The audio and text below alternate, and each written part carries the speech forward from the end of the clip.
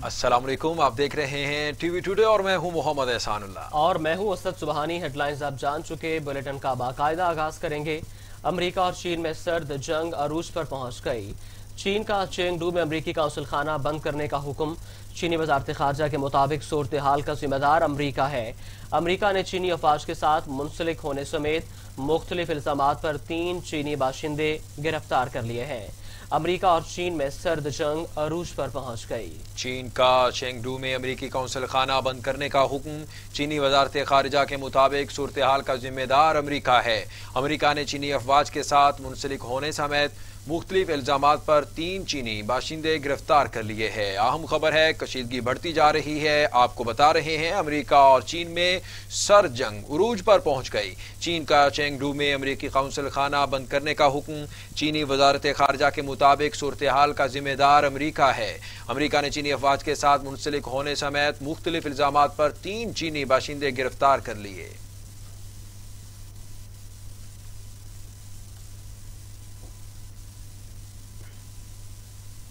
दूसरी जानिब पाकिस्तान अक़वाम मुत्तहिदा की इक़्तिसादी और समाजी काउंसिल का मुतफ़िक़ा तौर पर सदर मुंतखब हो गया। पाकिस्तान इस अहम ओहदे पर 6ठी दफ़ा मुंतखब हुआ है। इक़्तिसादी और समाजी काउंसिल अक़वाम मुत्तहिदा का एक अहम इदारा है।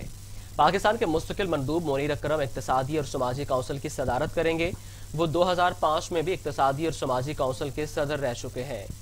मोनीर अकरम ने अपने खिताब में पाकिस्तान की बतौर सदर तरजीहात पर रोशनी डाली और कहा, दुनिया को इस वक्त कई मसाइल दरपेश हैं।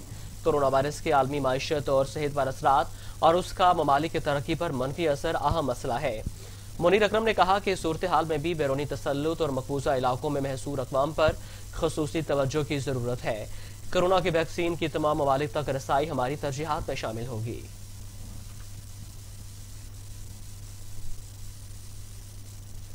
इस्लामाबाद हाई कोर्ट ने पबजी पर पाबंदी खत्म कर दी है। जस्टिस आमिर फारूक ने महफूज फैसला सुना दिया। अदालत ने अफ्रीकैन के दलाल सुनने के बाद फैसला महफूज किया था। पबजी इंतजामिया नाफिज करदा कंट्रोल्स की तफसीलात PTA को फराहम ना कर सकी।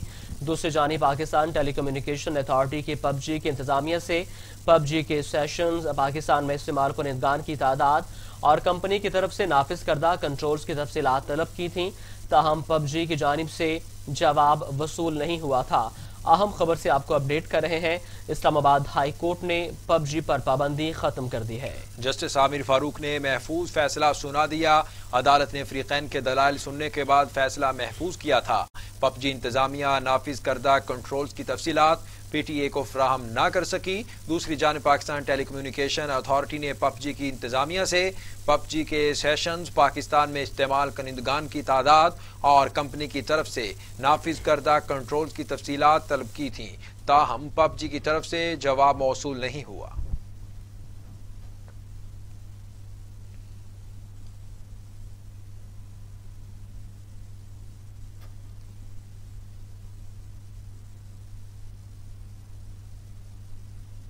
अहम खबर है, फरूक नसीम दोबारा काबीना का हिस्सा बन गए। बतौर विफाकी वजीर कानून फिर हल्फ उठा लिया है।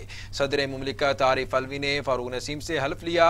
जस्टिस काजी फायजीसा के खिलाफ सदारती रेफरेंस में फारूक नसीम ने वजारत से इस्तीफा दिया और हुकूमती वकील के तौर पर दलाइल भी दिए थे। अहम खबर से आपको अपडेट कर रहे हैं, फरूक नसीम दोबारा काबीना का हिस्सा बन गए। बतौर विफाकी वजीर कानून फिर हल्फ उठा लिया। सदर मुमलिकत आरिफ अलवी ने फरूक नसीम से हल्फ लिया। जस्टिस काजी फायजीसा के खिलाफ सदारती रेफरेंस में फरूक नसीम ने वजारत से इस्तीफा दिया और हुकूमती वकील के तौर पर दलाइल दिए थे।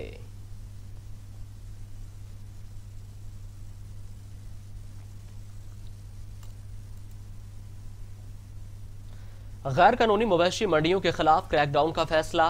NCOC ने ज़ाब्ता इखलाक जारी कर दिया। NCOC के मुताबिक मवेशी मंडियों में खिलाफ वर्जियों की रिपोर्ट्स मिल रही हैं। खसूसी मॉनिटरिंग टीमें SOPs पर अमल दरामद को यकीनी बनाएंगी। मवेशी मंडियों में औकात कार की पाबंदी, एक मखसूस तादाद की एंट्री पर अमल दरामद करवाया जा रहा है। आपको बता रहे हैं कि गैर कानूनी मवेशी मंडियों के खिलाफ क्रैकडाउन का फैसला। NCOC ने ज़ाब्ता अखलाक जारी कर दिया। NCOC के मुताबिक मवेशी मंडियों में खिलाफ वर्जियों की रिपोर्ट्स मिल रही है। खुसूसी मॉनिटरिंग टीमें SOPs पर अमल दरामद को यकीनी बनाएंगी। मवेशी मंडियों में औकात कार की पाबंदी, एक मखसूस तादाद की एंट्री पर अमल दरामद कराया जाएगा। बुलेटिन में आगे बढ़ेंगे और आपको बताएं कि मेगा मनी लॉन्ड्रिंग रेफरेंस की समाअत बगैर कार्रवाई मुलतवी। आसिफ अली जरदारी और फरियाल तालपुर पर फर्द जुर्म आयद न हो सकी। एहतसाब अदालत के जज की अदम दस्तयाबी पर समाअत 29 जुलाई तक मुलतवी। मुल्जिम अब्दुल गनी मजीद और दीगर को हाजिरी लगाकर जाने की इजाजत दे दी गई। शरीक मुल्जिम की प्री बार्गेन रिपोर्ट भी आइंदा समाअत पर पेश होगी। अहम खबर से आपको अपडेट कर रहे हैं। मेगा मनी लॉन्ड्रिंग रेफरेंस की समाअत बगैर कार्रवाई मुलतवी। आसिफ जरदारी और फरियाल तालपुर पर फर्द जुर्म आयद न हो सका। एहतसाब अदालत के जज की अदम दस्तयाबी पर समाअत 29 जुलाई तक मुलतवी कर दी गई। मुल्जिम अब्दुल गनी मजीद और दीगर पर फर्द जुर्म आयद न किया जा सका। शरीक मुल्जिम की प्ली बार्गेन रिपोर्ट भी आइंदा समाअत पर पेश होगी। वफाकी वज़ीर इत्तलात और नशरियात शिबली फराज कहते हैं, मुल्क को ग्रे लिस्ट से निकालने के अलावा हमारे पास कोई चॉइस नहीं है। अपोजिशन FATF को नैब तरमीम से ना जोड़े, जाती मफादात को मुल्की मफादात पर हावी न होने देंगे। वफाकी वज़ीर शिबली फराज ने एक इंटरव्यू में कहा, अपोजिशन FATF कानून साजी को नैब से जोड़ रही है। FATF कानून साजी पर सौदेबाजी बड़ी बदकिस्मती है। इस कानून के नाम पर अपोजिशन का रियायत मांगना दुरुस्त नहीं होगा। हम चाहते हैं कि नैब और FATF को अलग अलग देखा जाए। हम FATF के 27 में से 14 पॉइंट्स पर अमल कर चुके हैं। वफाकी वजीर ने मजीद कहा कि साबिक हुकूमतों में किसी ने मुल्क का नहीं सोचा। जिन्होंने मुल्क को नुकसान पहुंचाया वो कौम के मुजरिम हैं। अपोजिशन की कोशिश है कि वो इस सूरत हाल से फायदा उठाएं। हमें कंप्रोमाइज किए बगैर कुछ चीजें तब्दील करना पड़ी तो करेंगे। जिसने भी मुल्क को नुकसान पहुंचाया उसके लिए कोई छूट नहीं होनी चाहिए। सदर मुमलिकत डॉक्टर आरिफ अलवी का कहना है कि भारत चीन पाकिस्तान इक़्तिसादी राहदारी पर परेशानी पैदा कर रहा है। भारत के जारहाना रवैये से इलाक़ाई अमन व इस्तेहकाम को खतरात लाहिक है। सदर मुमलिकत आरिफ अलवी और चीन के सफीर याओ जिंग की ऐवान सदर में मुलाकात हुई। सदर मुमलिकत का कहना था कि पाकिस्तान चीन के साथ अपने ताल्लुकात को कदर की निगाह से देखता है। चीन मुश्किल की घड़ी में हमेशा पाकिस्तान के शाना बशाना खड़ा रहा। पाकिस्तान एक चीन की पॉलिसी की हमायत जारी रखेगा। पाकिस्तान चीन के कौमी मफाद के अहम अमूर बशमूल हांगकांग, तिब्बत और ताइवान के मामले पर उनके साथ खड़ा होगा। चीनी सफीर ने हांगकांग और कौमी मफादात के दीगर अमूर पर अपने मुल्क के मौक़िफ़ की हमायत करने पर हुकूमत पाकिस्तान का शुक्रिया अदा किया।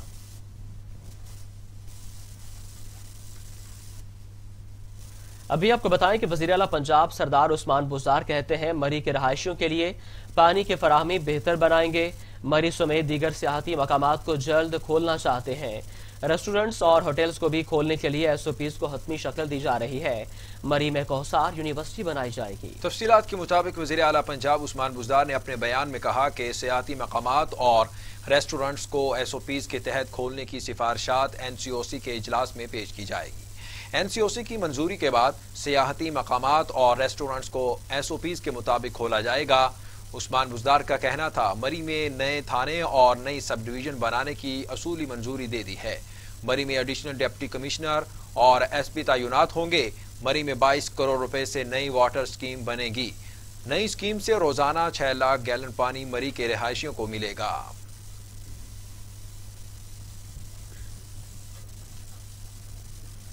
पाकिस्तान में कोरोना की सूरत हाल के बारे में आपको बताएं। पाकिस्तान में कोरोना से मजीद 54 मरीज इंतकाल कर गए।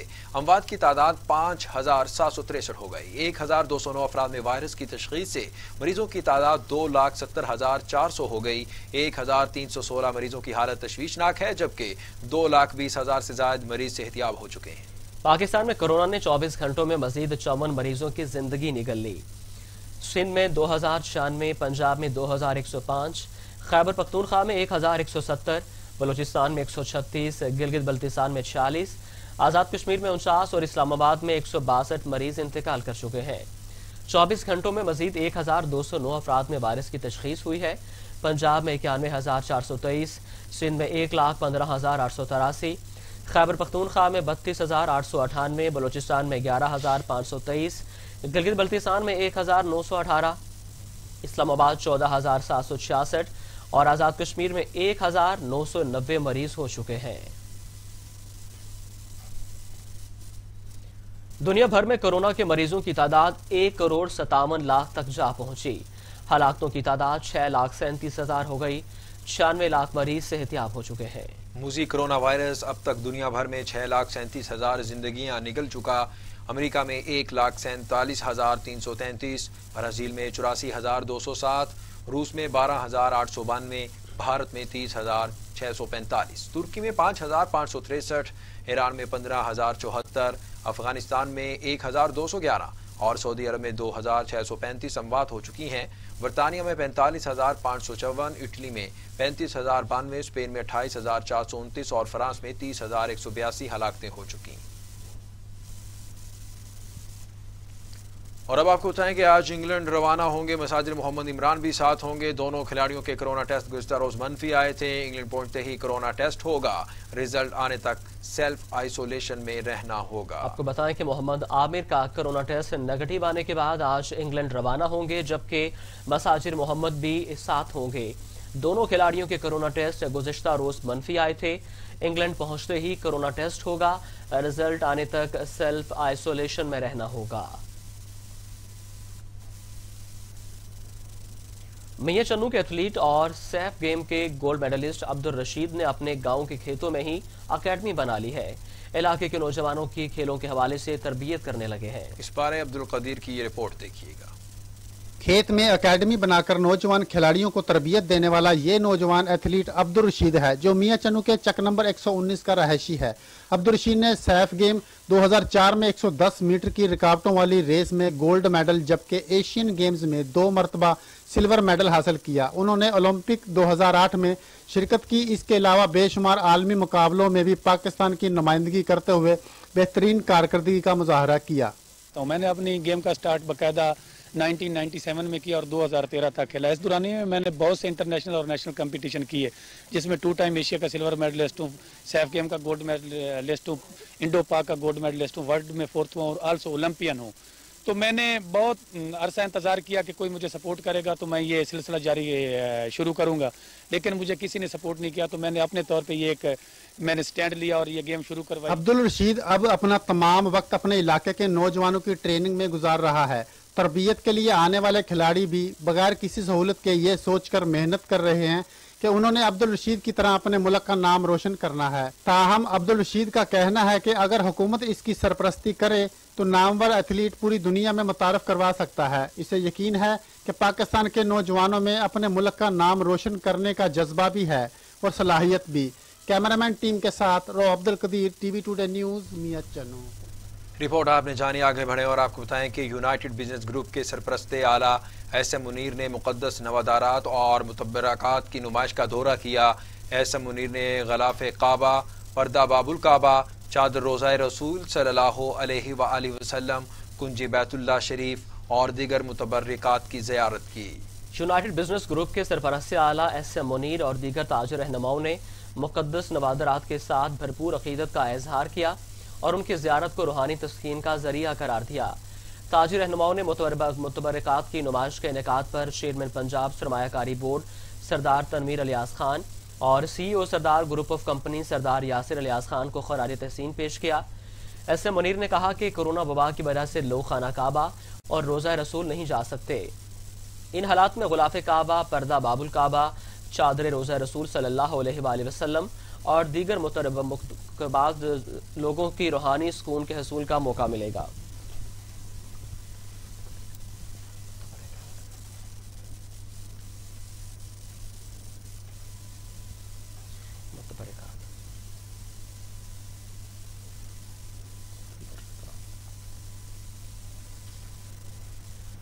रहीम यार खान के इलाके पुल में नहर में 50 फुट चौड़ा शगाफ पड़ गया। सैकड़ों एकड़ अराजी ज़ेर आब आ गई। काश्तकार परेशान। महकमा इनहार के सब इंजीनियर और अमले पर मिली भगत का इल्जाम। कहा चोरी के लिए शेड्यूल से ज्यादा पानी छोड़ा गया, नुकसान का अजाला किया जाए। आपको बता रहे हैं कि इल्जाम आयद किया गया है जमींदारों की जानिब से। रहीम यार खान के इलाके में नहर में 50 फुट चौड़ा शगाफ पड़ गया। सैकड़ों एकड़ अराजी ज़ेर आब आ गई। काश्तकार परेशान। महकमा इनहार के सब इंजीनियर पर और अमले पर भी मिली भगत का इल्जाम आयद किया गया। कहा चोरी के लिए शेड्यूल से ज्यादा पानी छोड़ा गया, नुकसानात का अजाला किया जाए। आपको बता रहे हैं रहीम यार खान के इलाके पुलसानी में नहर में 50 फुट चौड़ा शिगाफ सैकड़ों एकड़ अराजी के बारे में भी आपको बता रहे हैं कि ज़ेर-ए-आब आ गई हैं। काश्तकार परेशान हैं। महकमा अनहार के सब इंजीनियर पर और अमले पर मिली भगत का इल्ज़ाम। कहा चोरी के लिए शेड्यूल से ज्यादा पानी छोड़ा गया, नुकसानात का इजाला भी किया जाए। आपको बता रहे हैं कि जमींदारों की जानिब से इल्जाम लगाया गया है कि शेड्यूल से ज्यादा पानी छोड़ा गया है, लिहाजा हमारे नुकसानात का अजाला किया जाए। इस पर बात करने के लिए हमारे साथ मौजूद है नुमाइंदा टीवी टुडे रहीम यार खान। रईस वाजिद तफसीलात से आगाह कीजिएगा। जी बिल्कुल, पुल सन्नी के करीब तरंडा नहर में 50 फुट चौड़ा शिगाफ पड़ गया, जिसमें सैकड़ों एकड़ खड़ी फसलें जो है ज़ेर-ए-आब आ गई हैं। शिगाफ पड़ने से काश्तकार जो हैं वो सरापन एहतजाज हैं और काश्तकारों ने इल्जाम आयद किया है कि महकमा इनहार का सब इंजीनियर जो है अब्दुर्रहमान तारिक और महकमा इनहार का जो अमला है वो तरंडा नहर में शेड्यूल से ज्यादा पानी छोड़ देते हैं, जिसकी वजह से पुश्ते कमजोर होने की वजह से जो है शिगाफ पड़ जाता है। और महकमा इनहार की गफलत और लालच की वजह से हमारी फसलें जो है वो ज़ेर-ए-आब हो गई हैं और हमारा लाखों करोड़ों का नुकसान हो गया है, जिसका जिम्मेदार महकमा इनहार का अमला है और हमारा अजाला किया जाए। जी बहुत शुक्रिया रईस वाजिद, आप हमें तफसीलात से आगाह कर रहे थे।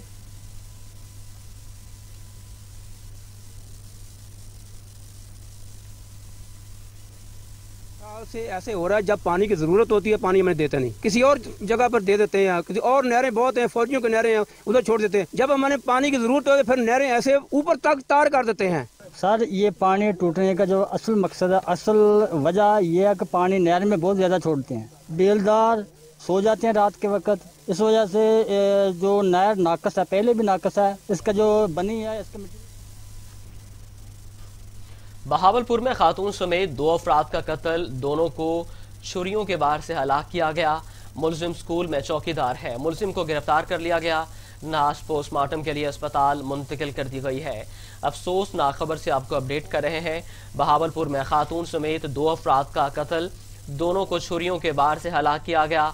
मुलजिम स्कूल में चौकीदार है, मुलजिम को गिरफ्तार कर लिया गया है, जबकि नाश पोस्टमार्टम के लिए अस्पताल मुंतकिल कर दी गई है। बात करते हैं बहावलपुर से टीवी टुडे के ब्यूरो चीफ हफीज मंसूरी से। हफीज मंसूरी, तफसीलात से आगाह कीजिएगा। जी ये अफसोसनाक वाकया आज अलग सुबह बहावलपुर का एक इलाका है फैसल कॉलोनी, उसके अंदर पेश आया है, जहां एहसन ज़िया नामी शख्स ने अपनी अहलिया सोबिया इकबाल और एक मुबैया नौजवान मोहम्मद आबिद को अपने घर में मौजूद पाकर उन पर छुरियों के वार करके उनको बेईमाना तरीके से कत्ल कर दिया।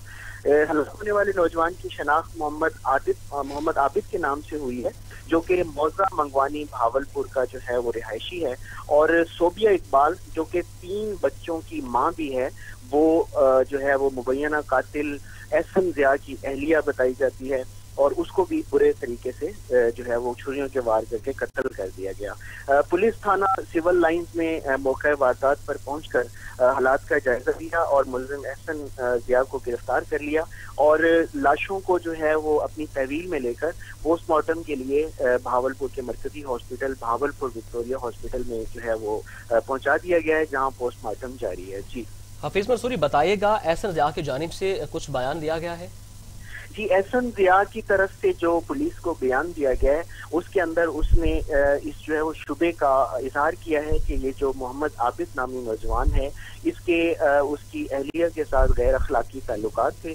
इस बिना पर वो एहसन ज़िया जो है वो भावलपुर के अंदर एक मॉर्ट के अंदर जो है वो चौकीदार है और वो काफी दिनों से उसके बकौल के वो इस सारे जो है वो चीज को देख रहा था। तो आज रात को वो मौका पाकर जो है वो जब घर पहुंचा तो उसने देखा कि ये मोहम्मद आबिद जो है वो उसके घर के अंदर मौजूद है और उसने कहा कि उसने तैश में आकर दोनों को हलाक कर दिया। बहुत शुक्रिया हफीज मंसूरी, आप हमें तफसीलात से आगाह कर रहे थे।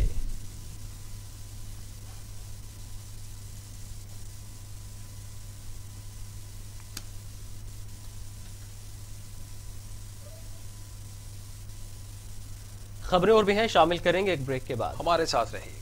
और बेपनाह टैलेंट, इलाकाई खेलों से आलमी मुकाबलों तक, किसकी हुई जीत किसकी हुई हार, मैं आपको रखूंगी बाखबर। टीवी टुडे, खबर सबसे पहले। टीवी टुडे, खबर सबसे पहले।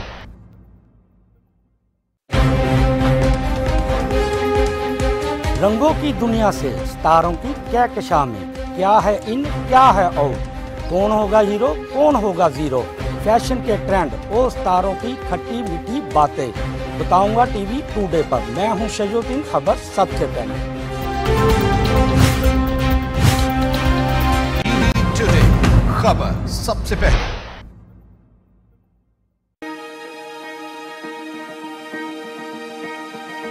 कामयाब लोग कामयाब कैसे होते हैं?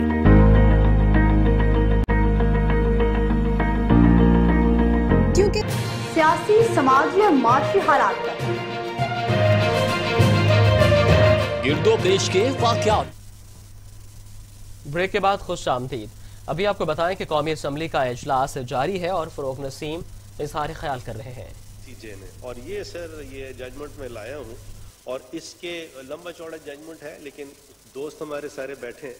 अगर इसका पैराज 144, 145, 146, 147 और 148 यानी 144 से 148 तक अगर इसका थोड़ा सा मुताला करें तो उसके अंदर आईसीजे ने पाकिस्तान पर एक ऑब्लिगेशन राइज की, और वो ऑब्लिगेशन ये थी कि पाकिस्तान जो है वो इफेक्टिव रिव्यू और रिकंसिडरेशन के लिए कानून बनाए। ये लिखा हुआ है इसके अंदर। और ना सिर्फ ये कहा गया बल्कि इसके अंदर, क्योंकि बाद में एक पिटिशन भी फाइल क्योंकि इस्लामाबाद हाई कोर्ट में हुई है तो मैं उसका भी इसको रैप अप करूं। ये पैरा 145 में इस जजमेंट पे ये लिखा है कि पाकिस्तान का जो ये ऑब्लिगेशन है for effective review and reconsideration, वो है obligation with regard to the result, यानी आप इफेक्टिव रिव्यू और रिकंसिडरेशन करेंगे। सर नतीजतन जो इसकी लैंग्वेज सारे बैठे हैं आईसीजे के जजमेंट की लैंग्वेज थी, उस लैंग्वेज के ऐन मुताबिक ये ऑर्डिनेंस जो है फ्रेम किया गया, इसको पास किया गया या प्रोमलगेट किया गया। और बाय द वे एनआरओ वो चीज़ होती है जैसे जनरल मुशर्रफ ने एनआरओ निकाला था कि उन्होंने माफ़ कर दी थी, सजाएं माफ़ कर दी थी, जो पेंडिंग प्रोसीडिंग्स थी वो ख़त्म कर दी थी। यहाँ किसी किस्म की कोई सज़ा ना माफ़ की गई है, ना कोई पेंडिंग प्रोसीडिंग कोई ख़त्म की गई है। अच्छा सर, अगर ये आप नहीं करते, सपोजिंग जैसे एक्चुअली मेरा इतना एहतराम का इनसे रिश्ता है फौज आसिफ से, इनको पता है, इन्होंने एक बात की, सिर्फ आपके सामने में पेश कर रहा हूँ सर, कि अगर ये नहीं करते, जैसे आपने फरमाया ना बाहर से डिक्टेशन ले रहे हैं, सर आईसीजे ने जब फैसला एक दे दिया और आप एक रिस्पॉन्सिबल सिटीजन है, स्टेट है, इस दुनिया के आप एक रिस्पॉन्सिबल स्टेट है, अब आपके पास दो रास्ते थे और this is what India wanted कि हम इसको ना माने और वो यूनाइटेड नेशंस की सिक्योरिटी काउंसिल में जाके हमारे खिलाफ हर तरह का रेजोल्यूशन पास करवा दें, सैंक्शन लगवा दें, और ये उनकी जो ख्वाहिश है कि पाकिस्तान एक रोक स्टेट है, खुदा न खास्ता, और पाकिस्तान एक रिस्पॉन्सिबल स्टेट है। हमें ICJ international court of justice के फैसलों की हर तरह से ताज़ीम करनी है as a comity of nations. ये आपको सारा कॉन्सेप्ट मुझसे ज़्यादा पता है सर। अब सर होता ये है कि अगर हम ये ऑर्डिनेंस नहीं लाते तो ये सिक्योरिटी काउंसिल में आर्टिकल 94 है यूएन चार्टर का, वो आप देख लें, साथ साथ आर्टिकल 60 है आईसीजे स्टैट्यूट का, वो एक अपॉर्चुनिटी थी इंडिया की जाने की, और इस ऑर्डिनेंस के करने के बाद इंडिया के वो हाथ हमने काट दिए विद फाइनैलिटी। तो ये कुछ चीज़ें ऐसी हैं, मैंने एक आध जगह ये ज़रूर कहा कि सर बहुत सी चीज़ों में हम सियासत कर लें, यहाँ बड़े सेंसिटिव सिक्योरिटी इश्यूज हैं पाकिस्तान के, और पाकिस्तान ने ये बहुत रिस्पॉन्सिबली ये काम किया है। अब दो चीज़ें जो सामने आती हैं, एक तो ये आती है कि जी आपने इसका ऑर्डिनेंस क्यों बनाया, आपने हमें बताया क्यों नहीं, और आपने इसका एक्ट ऑफ पार्लियामेंट क्यों नहीं किया, और ऑर्डिनेंस बनाने से पहले आपने हमें बताया क्यों नहीं। पहली बात तो ये है कि सर ऑर्डिनेंस का जो प्रिंसिपल है that is embedded in article 89 of the constitution, और इस पे एक नहीं सैकड़ों दर्जन जजमेंट्स हैं सुप्रीम कोर्ट के, हाई कोर्ट्स के, और उसमें इस तरह की बात है कि अगर पार्लियामान सेशन में नहीं है तो आप ऑर्डिनेंस प्रोमलगेट कर सकते हैं, गवर्नर कर सकता है, प्रेसिडेंट कर सकता है।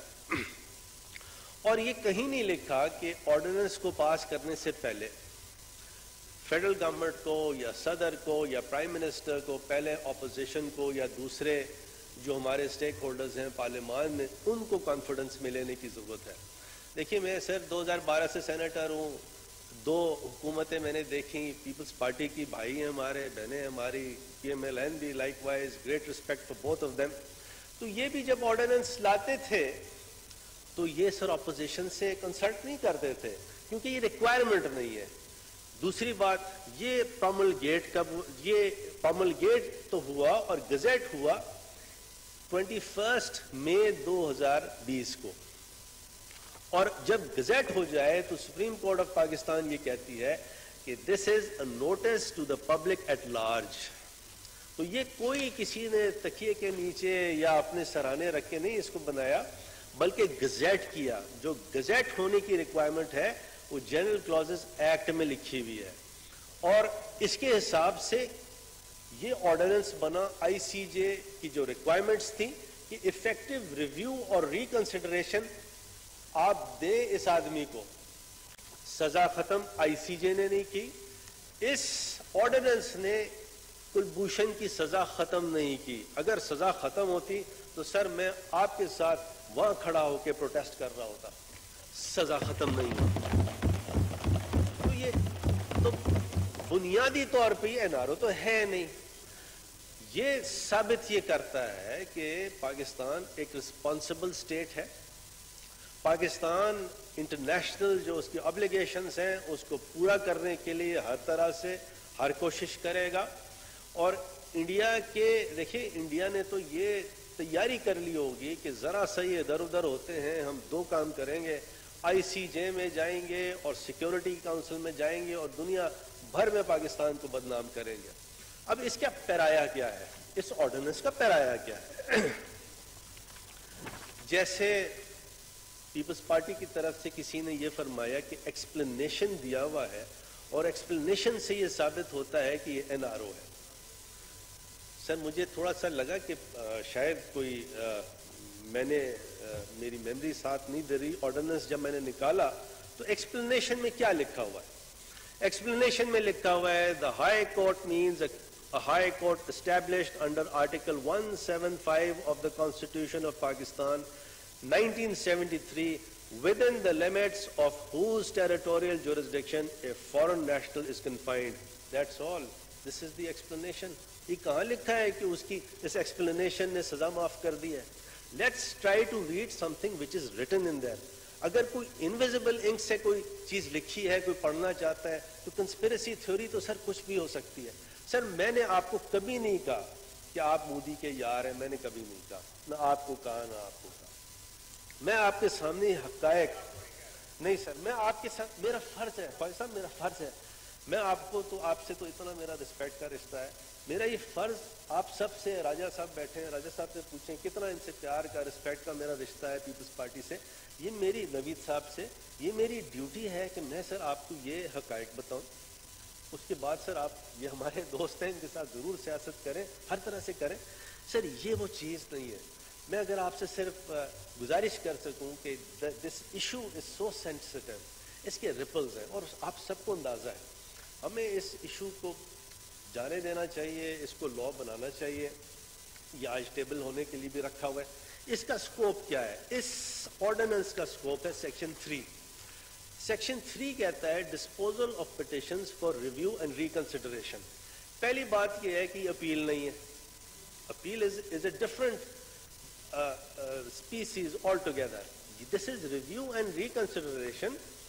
जैसा हमें डायरेक्ट किया ICJ ने, और ICJ ने क्यों डायरेक्ट किया? क्योंकि इससे पहले 3-4 जजमेंट्स ऐसे हैं। पैरा 144 में लिखा है, एक अवीना का केस है और दूसरा केस है यूनाइटेड स्टेट्स वाला।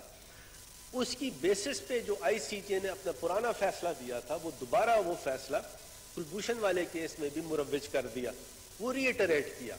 और उसके अंदर जो सेक्शन 3 जो पाकिस्तान का जो ऑर्डिनेंस है वो जो बना है, वो मैं आपको बताता हूं In deciding a petition filed under Section 2, the court shall examine whether any prejudice has been caused to the foreign national in respect of his right of defense, right to evidence, and principles of fair trial due to denial of consular access according to the Vienna Convention on Consular Relations of 24th April 1963. That's all.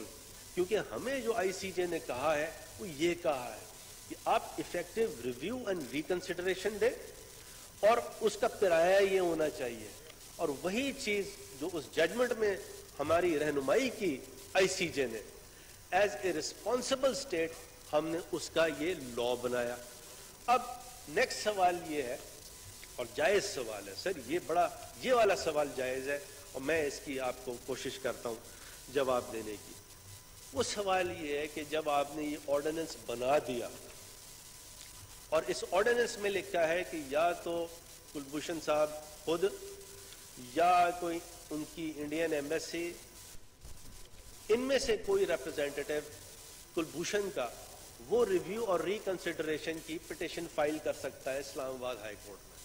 तो सवाल जो जायज है वो ये है कि जब उन्होंने ये रेमेडी अवेल नहीं की तो आपको क्या जरूरत थी कि आप पिटिशन करते आर्टिकल 199 में इस्लामाबाद हाई कोर्ट में?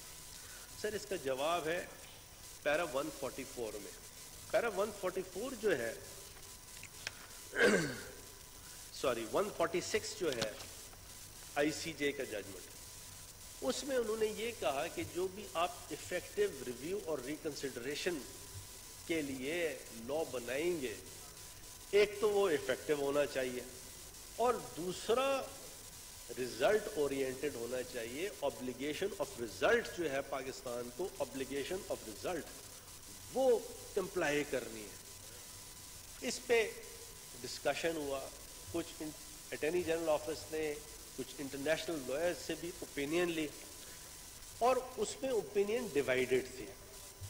एक ओपिनियन तो ये थी कि आपने जो ये ऑर्डिनेंस बनाया है, this is sufficient compliance of the ICJ judgment. This was one opinion. जो दूसरी ओपिनियन अटॉर्नी जनरल ऑफिस को मिली वो ये मिली कि यहाँ क्योंकि अल्फाज ऑब्लिगेशन ऑफ रिजल्ट लिखे हुए हैं इन पैरा 146, तो आपको कोई ऐसा मैकेनिज्म करना पड़ेगा कि अदालत तक वो रिव्यू और रिकंसिडरेशन आप पहुंचाएं किसी तरह, और उसका तरीका यही था। आर्टिकल 199 में पिटिशन है और वो पिटिशन फाइल करने से ना तो हम ये कह रहे हैं कि उसकी सजा माफ करे कोई, ना हम ये कह रहे हैं कि वो मिलिट्री कोर्ट का जजमेंट सेट असाइड किया जाए। हम ये कह रहे हैं कि देखिए ये शख्स है, ICJ का जजमेंट ये है, इसके पास ये अपॉर्चुनिटी थी, he has not filed a petition under this ordinance.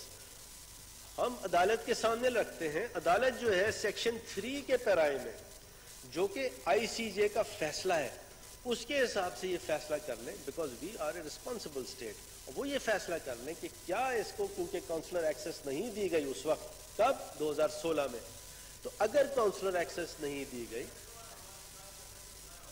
Sir अगर ये मुझे कंप्लीट कर रहे थे, ये बड़ा इंपॉर्टेंट है। प्लीज तशरीफ रखिए, प्लीज तशरीफ रखिए, डाइवर्ट नहीं करें, डाइवर्ट नहीं करें प्लीज जी, please. So this is a matter of national interest, my request to you sir, please अगर आप दावड़ साहब प्लीज मुझे बोलने दें। Thank you sir.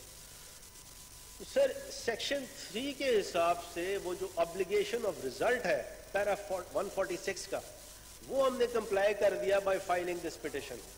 तो मेरी गुजारिश ये है कि सर ना इसमें कोई NRO है ना कोई अपील है, और फिर इसमें जैसे किसी ने टॉक शोज हैं, हमारे बड़े मोहतरम साथी एक हैं, नाम नहीं लूंगा, उन्होंने ये फरमाया कि ये पर्सन स्पेसिफिक है। सर ये पर्सन स्पेसिफिक तो है नहीं। इसकी वजह ये है कि इसके अंदर ये दिया हुआ है कि कोई ऐसा शख्स, not just this one man, क्योंकि ये आगे के लिए भी हमने लॉ इसलिए बना दिया कि कल को ऐसी कोई सिचुएशन हो तो दोबारा से कोई XYZ स्टेट दोबारा से ICJ ना चली जाए।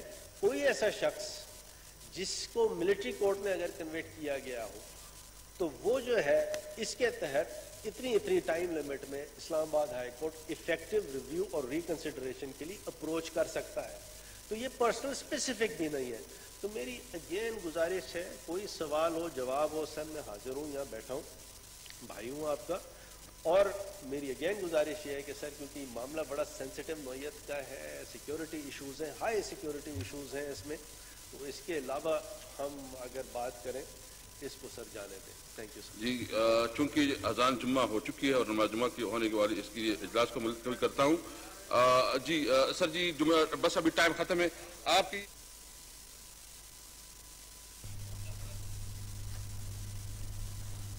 कौमी असम्बली में इज़हार ख्याल कर रहे हैं। उनका कहना है कि हमें ICJ के फैसलों को हर सूरत अहमियत देनी है।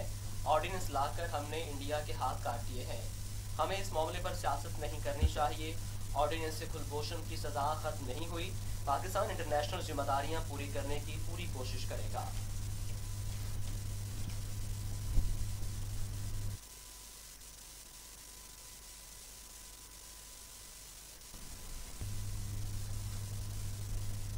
न्यूज़ स्टूडियो से अब तक के लिए इतना ही। मजीद खबरों और अपडेट्स के लिए देखते रहिए TV टुडे खबर सबसे पहले।